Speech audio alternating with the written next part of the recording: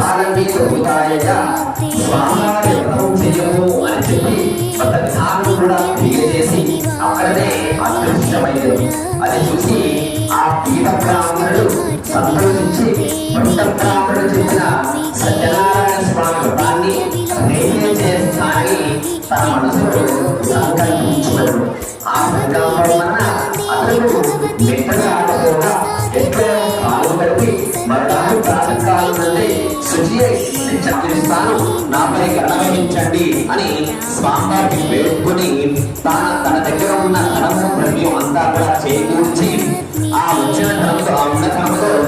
వీలైనంత వరకు పూజ సామాగ్రిని సేకరించి